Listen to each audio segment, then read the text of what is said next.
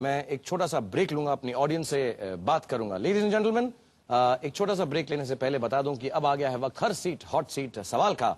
तो आज का सवाल आपके लिए है ये: पारंपरिक रूप से ईसाइयों के द्वारा पूजा करने के तरीके में अंतिम शब्द क्या है? आपकी चॉइसेस हैं 1 father, 2 Bible, 3 haven, 4 amen.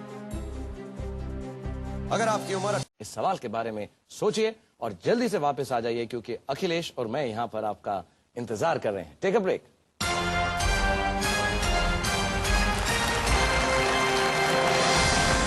Welcome back ladies and gentleman.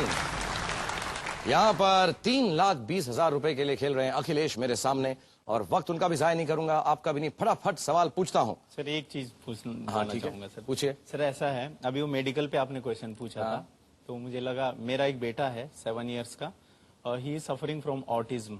Is a special medical condition.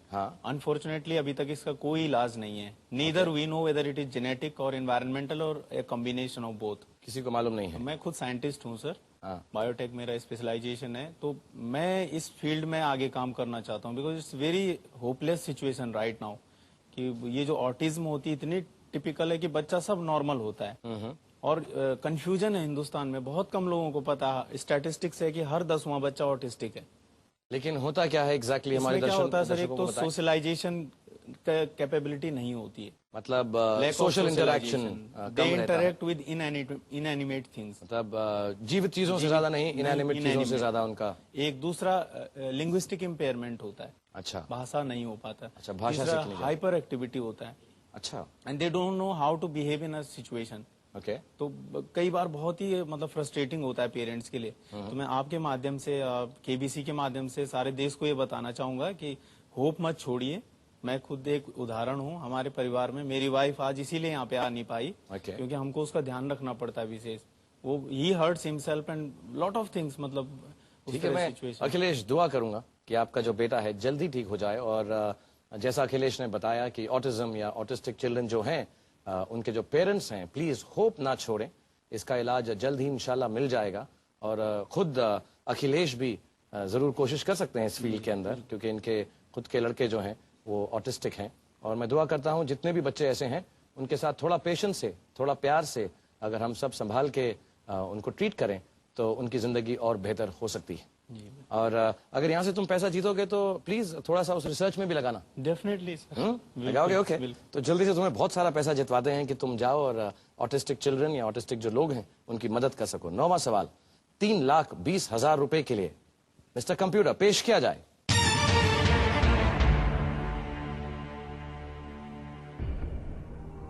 इनमें से कौन सा जानवर भारत में प्राकृतिक वास में पाया जाता है?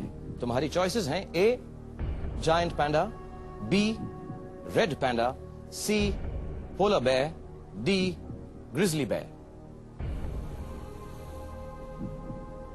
Giant panda ruled out. Giant panda तुम रूल आउट करोगे? जी। Polar bear also ruled out. Polar bear also ruled out. Out of red panda and grizzly bear, I don't think here audience poll will also help. लगता नहीं कि audience poll की मदद मिल सकेगी। लगता है। थिंकिंग कैप ले लूं? हाँ, थिंकिंग कैप तो यार वो पहनने से तो सबकी मदद हो। Thank you sir. यही हुआ।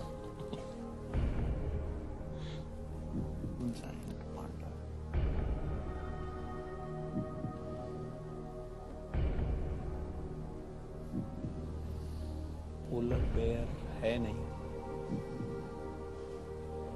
रेड पांडा, जायंट पांडा नहीं हो सकता है इंडिया में। Grizzly bear is ruled out then. Grizzly bear तुम्हें कौन सा लगता है कॉन्टिनेंट पे मिलता है? Maybe this temperate belt. अच्छा। जो ये कनाडा एंड स्कैंडिनेवियन कंट्रीज हैं। अच्छा। Because they have got that food. Hindi में ज्यादा बात करो अखिलेश, सबको भी समझ आएगा। जी, उनका प्राकृतिक जो पर्यावरण है वो वहाँ पे अच्छा है। एंड पांडा जो है वो मूलतः जो है ये बैम्बू पे खाता है। ये बैम्बू, बांस खाता है। बांस खाता है ये पांडा, और ग्रासेस। बांस इसका सबसे फेवरेट फूड है। ग्रिजली बेयर जो है वो कुछ भी खा लेता है। कुछ भी खा लेता हाँ, है। मल्टी उसके वो क्या बोलना चाहिए, ओमनीवोरस है। अच्छा, बड़ा दुख से बोल रहे हो यार, कुछ भी खा लेता है, कोई चॉइस नहीं है उसकी, अच्छे रेस्टोरेंट में जाके खाना नहीं ऑर्डर करता।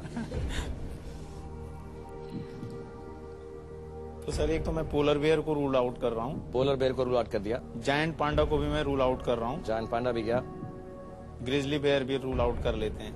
ग्रिजली बेयर भी रूल आउट कर दिया। अब बचता है रेड पांडा।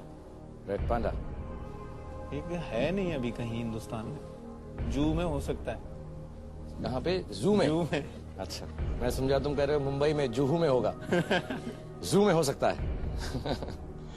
Natural habitat.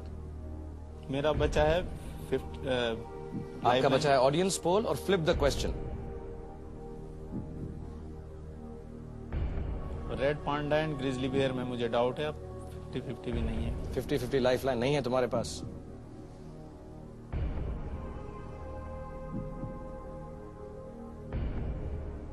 भालू नाच नचवा रहा है तुमको।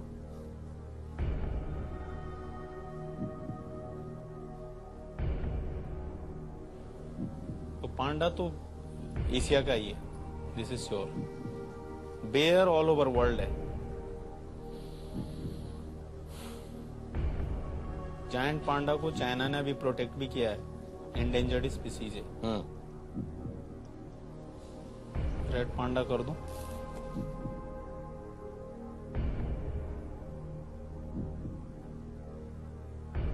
ओके, रेड पांडा।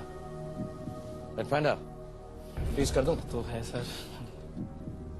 मिस्टर कंप्यूटर, अखिलेश चंद्र बहुत बहुत बहुत सोच समझकर B red panda. Freeze it please.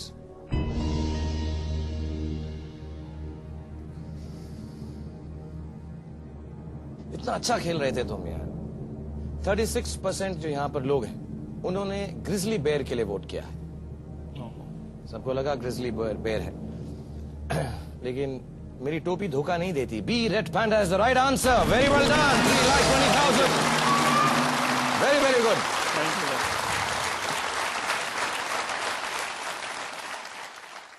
और इसकी एक्सप्लेनेशन मैं तुमको दे दूं। रेयर एंडेंजर्ड स्पीशीज है, फाउंड इन सिक्किम, जी हाँ, Arunachal Pradesh and West Bengal.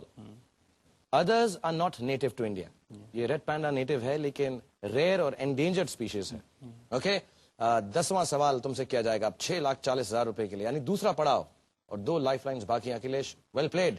I am having fun playing with you. Mister computer, 10th question पेश किया जाए।